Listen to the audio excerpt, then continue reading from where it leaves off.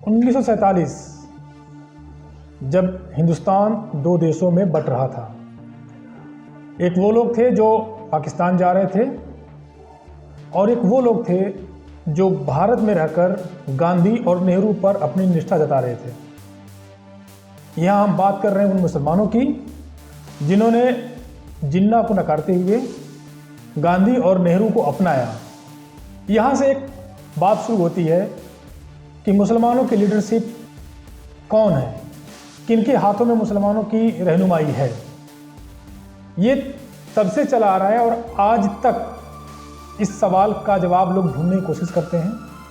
लेकिन अगर राजनीति का पैटर्न देखें तो मुसलमानों की लीडरशिप हमेशा सेक्युलर, समाजवादी, बहुजन विचारधारा और कांग्रेस जैसी पार्टियों के अंदर, या आप कह सकते हैं उन पार्टियों के अंदर रही है जिनका अप्रोच एक मिक्स, एक कोलैबोरेटिव अप्रोच के साथ आगे बढ़ने में रहा है। लेकिन मौजूदा कुछ दौर में हम देखते हैं कि मुसलमानों की राजनीति में अब ये बात शुरू हो गई है कि हमारी अपनी क़यादत होनी चाहिए। आज हम मुसलमानों की इसी अपनी क़यादत पे बात करेंगे। हमारे साथ इस मुद्दे पर बात करने के लिए MSO के चेयरमैन डॉक्टर सुजात अली कादरी साहब हैं। सुजात अली, आपका बहुत बहुत स्वागत है। आपसे हमारा पहला सवाल ये है कि मुसलमानों की लीडरशिप जो बात होती है, अपनी क़यादत की जो लोग बात करते हैं कि मुसलमानों की अपनी लीडरशिप होती है, क्या आप इस ज़रूरत को महसूस करते हैं और क्या मानते हैं कि क्या ये होनी चाहिए? बहुत बहुत शुक्रिया आमंत्रित करने के लिए।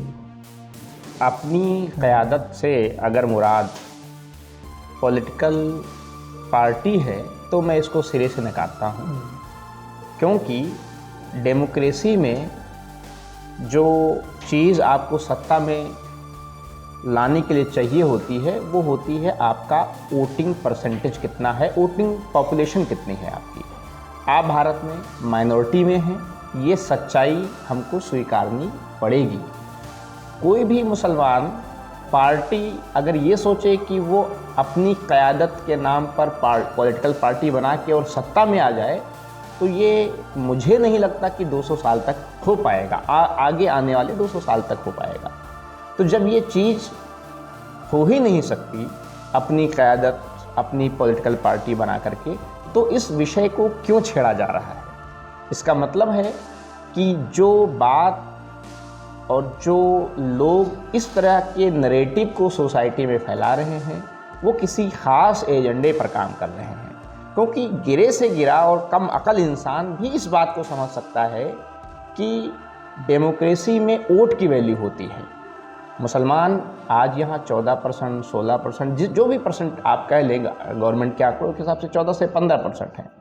तो ये मिलकर तो किसी भी राज्य में अगर कश्मीर की बात छोड़ दें तो और दूसरे राज्य में तो सरकार बना ही नहीं सकते, और सेंटर की तो बात ही छोड़ दीजिए। तो अपनी क़यादत और अपनी लीडरशिप को अगर पॉलिटिकल पार्टी के रूप में कोई बात स्थापित करने की बात करता है तो ये बेईमानी है, मुसलमानों के साथ धोखा है, उनके साथ छल कपट है और किसी एजेंडे का वो शिकार है। अब रह गई अपनी क़यादत से मुराद अगर मुस्लिम रिप्रेजेंटेशन है तो ये इस बात में कोई बुराई नहीं है और होनी चाहिए। और हमारे संविधान ने दलितों को अधिकार दिया है, उनकी सीट्स रिजर्व की हैं। ऐसे ही मुसलमान जीतते आए हैं, ऐसा नहीं है। मुसलमान एक वक्त था कि जब 60+ MPs हुआ करते थे। यूपी में करीब इस वक्त इससे पहले 80 तक MLAs गए हैं। और जहां हमारी पॉपुलेशन है, मुस्लिम पॉपुलेशन है, वहां वो सत्ता में भी आए हैं। आसाम में भी आप देख लीजिए, कश्मीर में देख लीजिए और दूसरे स्टेट में। तो मुस्लिम रिप्रेजेंटेशन होना अलग बात है, उसमें कोई बुराई नहीं, वो होना चाहिए।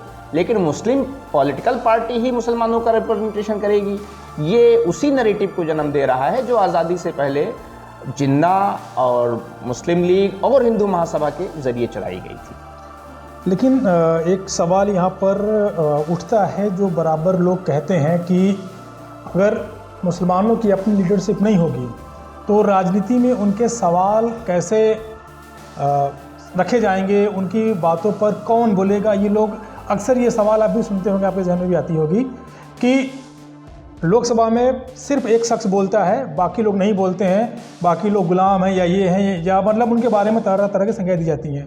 तो कैसे देखते हैं आप इन चीज़ों को? क्योंकि अल्टीमेटली जो कॉन्स्टिट्यूशनल अगर आप बात करेंगे या लोकतांत्रिक अगर उसकी बात करेंगे तो पार्लियामेंट में ही जो डिबेट होती है वहाँ पे होती है। बिल्कुल।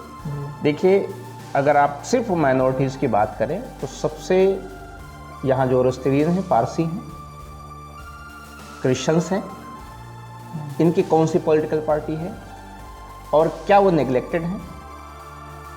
इसी तरह बौद्धिस्ट हैं, वो भी माइनॉरिटीज़ में हैं। इसी तरीके से और इंडिजीनियस ट्राइब्स हैं, उनकी कौन सी अपनी पॉलिटिकल पार्टी है और वो क्या इस चीज़ का रोना रोते हैं?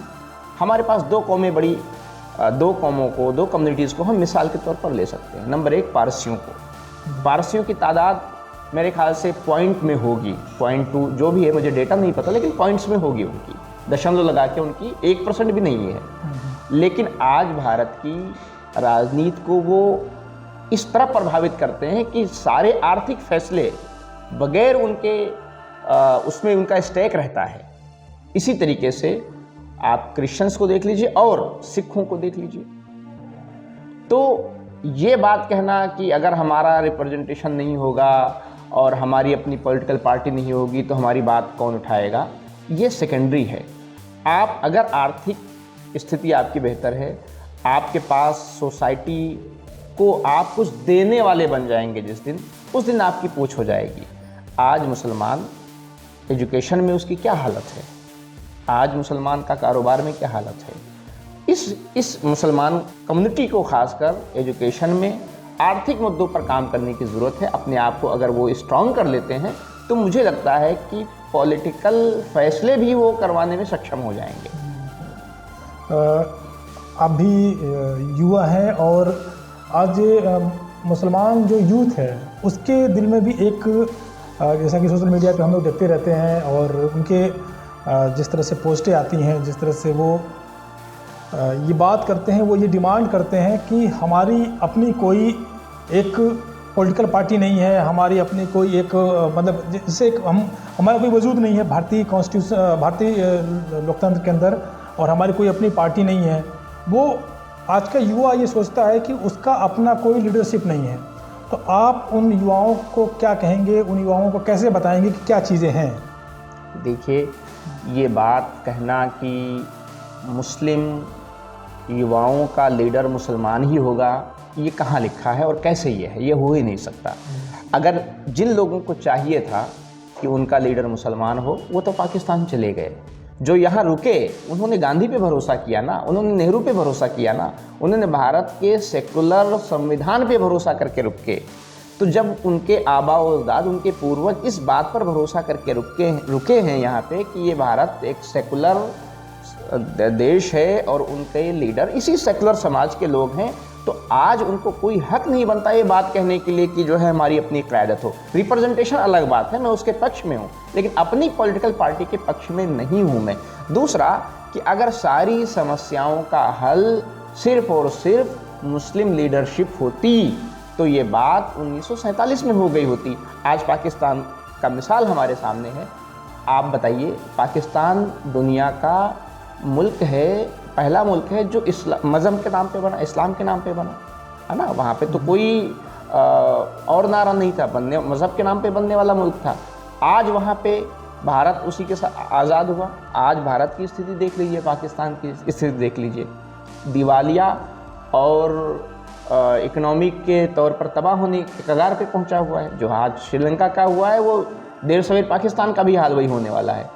तो क्या है दिक्कत? इस चीज़ की है कि मुस्लिम लीडरशिप को, मुस्लिम कम्युनिटी को मुस्लिम लीडरशिप नहीं चाहिए, गुड गवर्नेंस चाहिए। आज मैं एक मिसाल देता हूँ। आप 100 मुसलमान लड़कों को इकट्ठा कीजिए और उनसे कहिए कि वो कहाँ की नेशनलिटी लेना चाहते हैं, लंदन जाना चाहते हैं, यूएस जाना चाहते हैं, या सीरिया जाना चाहते हैं, या अफगानिस्तान जाना चाहते हैं, या पाकिस्तान जाना चाहते हैं। आपको मैं गारंटी के साथ बता रहा हूँ 99 लोग कहेंगे, बल्कि 100% लोग कहेंगे कि मुझे यूएस की सिटीजनशिप मिल जाए या यूके। कोई पाकिस्तान नहीं जाना चाहेगा, कोई सीरिया नहीं जाना चाहेगा, कोई अफगानिस्तान नहीं जाना चाहेगा। क्यों? क्योंकि वहाँ गवर्नेंस नहीं है। इस्लामी हुकूमत, सो कॉल्ड इस्लामी हुकूमत उनके हिसाब से है, लेकिन गवर्नेंस नहीं है। तो आज भारतीय यूथ को, खासकर मुस्लिम यूथ को समझना चाहिए कि मुद्दा इस्लामी निज़ाम का नहीं है, मुद्दा इस्लामी मुस्लिम लीडरशिप का नहीं है, मुद्दा है गुड गवर्नेंस का। गवर्नेंस कौन दे सकता है? जो गवर्नेंस दे सकता है हमें उसको चूज़ करना होगा। तो मेरी मुस्लिम यूथ से यही है कि जज्बात में ना आए, और ये जो प्रोपेगेंडा और नैरेटिव चल रहा है ये उसके फ्रेम में आ रहे हैं। इस फ्रेम से हटकर ज़रा सोचें, कूल माइंड होकर सोचें कि उनका भविष्य किधर है। अगर उनका भविष्य पाकिस्तान में होता तो आज पाकिस्तान बहुत ही प्रोग्रेसिव होता। आज देखिए पाकिस्तान की एक मस्जिद दूसरी मस्जिदों पे बम ब्लास्ट हो रहे हैं। अफ़गानिस्तान में देखिए 1 साल हो गया तालिबान को आए हुए। पहले तो चलो अमेरिकन थे, अमेरिका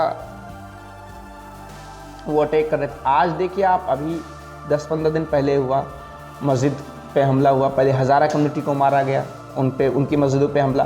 कोई जुमा ऐसा नहीं होता जिस दिन कोई छोटा बड़ा ब्लास्ट नहीं होता है। तो वो एक दूसरे को मार रहे हैं। तो ये है इस्लामी राज की हकीकत।